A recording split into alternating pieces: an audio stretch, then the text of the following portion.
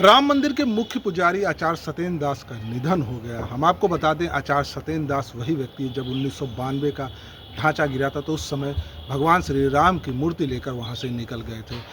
राम मंदिर के आंदोलन में शुरू से लेकर आखिरी तक पूरा जीवन अपना समर्पित किया और भगवान राम के मंदिर के संघर्ष से लेकर और आज वो जिस अपने भव्य भवन में वहाँ उनकी सेवा करती रही। जब भगवान राम का मंदिर बना तब से लेकर वो मुख्य पुजारी थे और उसके पहले भी वही मुख्य पुजारी थे। भगवान राम लला को पूरा जीवन अपना समर्पित करने वाले आचार्य सत्येंद्र दास खलीलाबाद के रहने वाले थे और वह ब्राह्मण परिवार में उत्पन्न हुए थे। आचार्य सत्येंद्र दास की आज अंतिम यात्रा निकाली जा रही है, जिसमें अयोध्या के तमाम साधु संत सम्मिलित हो रहे हैं। आचार्य सत्येंद्र दास को जल प्रवाहित कर दिया जाएगा। माता सरजू के गोद में उनके शरीर को प्रवाहित किया जाएगा। अयोध्या के मेयर सहित तमाम विशिष्ट नेता भी इस अंतिम यात्रा में उनके सम्मिलित हुए।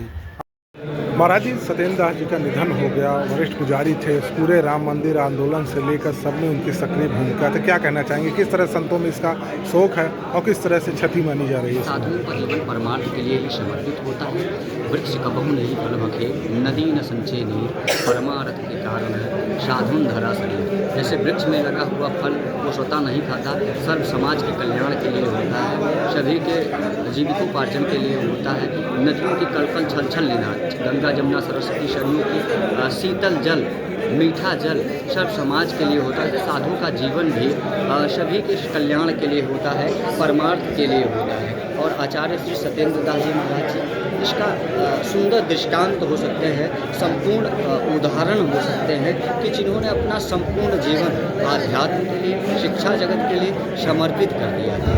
ऐसे पुण्यात्मा का हम सभी के बीच में ना होना यह सनातन धर्मावलंबियों के लिए, साधु संतों के लिए, हिंदुओं के लिए, राम भक्तों श्रद्धालुओं के लिए, मुख्य पुजारी श्री राम जन्मभूमि के अनुयायियों के लिए अपूर्णीय क्षति है, जिसको कभी नहीं पूरा किया जा सकता। 1992 से लेकर आज तक, टेंट से लेकर ठाट तक जो उनकी सेवा, समर्पण, वैराग्य, त्याग, भक्ति था प्रभु श्री राम लल्ला सरकार के लिए, वह अभूतपूर्व रहा है। हर घर से हिंदू समाज उसके लिए पीढ़ी दर पीढ़ी आचार्य श्री सत्येंद्र दास जी महाराज जी के प्रति अपनी कृतज्ञता अर्पित करेगा, उन्हें श्रद्धांजलि और पुष्पांजलि देता रहेगा।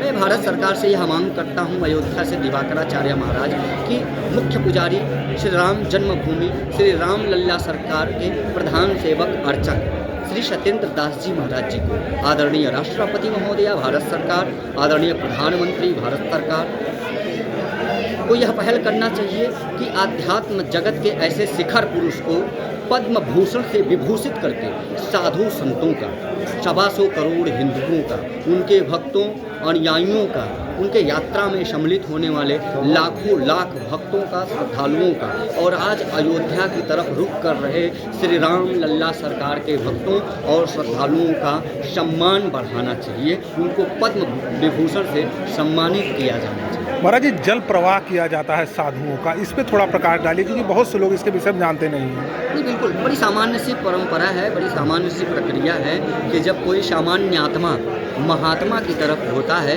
तो सर्वप्रथम वो दीक्षित होता है और दीक्षित होने के बाद गुरु उसे एक नया नाम देते हैं, एक नया जीवन देते हैं, एक नई मोड़, एक नई दिशा, एक राह देते हैं और उस आध्यात्म की राह पर वो चल पड़ते हैं। और जब वो महात्मा बनते हैं तो वो अपना मुखाग्नि कर लेते हैं, वो अपना अंतिम संस्कार कर लेते हैं, वो अपनी श्राद्ध कर्म कर लेते हैं। उसके उपरांत शेष कुछ नहीं बचता है। जो शेष बचते हैं वो मात्र राम रहते हैं। एकमात्र राम की ही सेवा, आराधना, पूजा, भक्ति करना एक महात्मा का ध्येय होता है। और इस उद्देश्य से कि आचार्य श्री सत्येंद्र दास जी महाराज ने तो इस पूरे देश नहीं पूरे विश्व में हिंदुओं के लिए एक उत्तम उदाहरण प्रस्तुत किया है कि कैसे राम लल्ला सरकार के प्रति समर्पण की भावना होनी चाहिए। कि जब वो देखते थे, जैसे वो कहते नहीं, सहधूप घाम पानी पत्थर, पांडव आए कुछ और निखर, सौभाग्य न हर दिन सोता है, देखें आगे क्या होता है। जो राम जन्मभूमि का ये संघर्ष था ना, उसमें सतत अनवर्त स्वयं को खफा देने वाला यदि कोई था तो वो आचार्य श्री सत्येंद्र दास जी महाराज जी थे। और उनके योगदान को हिंदू समाज कभी भी भूल नहीं सकता है। और इस उद्देश्य को आज वो स्थापित कर रहे हैं कि संतों का मुखाग्नि तब होता है जब वो अपना श्राद्ध कर्म नहीं किए होते हैं, मुखाग्नि नहीं किए होते हैं, अथवा जो हमारे अखाड़ा परिषद है उनके परंपरागत, उनके अनुकूल जो व्यवस्थाएं हैं उसके अनुसार की जाती है। हमारे यहाँ जो है जल प्रवाह की विधा है, हमारे यहाँ साधु संतों को शरीरों में जल समाधि दी जाती है कि इस उद्देश्य से कि उनका जो शरीर है क्षितिजल पावक गगन शरीर, ये जो पंच तत्व से शरीर बना है यह भी परोपकार के लिए। जीव जंतु मछलियाँ उनके शरीर को खाकर जो है अपने आप को तृप्त करें, इस उद्देश्य से इसी परमार्थ के साथ उनको प्रवाहित किया जाता है। और माँ सरयू उन्हें अपने में समा कर, क्योंकि सरयू का जो एक ध्येय है, भगवान राम भी सरयू के माध्यम से ही बैकुंठ गए थे, हमारे पुजारी जी भी भगवान राम लला के साकेत धाम को प्रस्थान करें। मैं हम सभी लोग उनको सशक्त नमन करते हैं, कोटि कोटि श्रद्धा सुमन अर्पित करते हैं।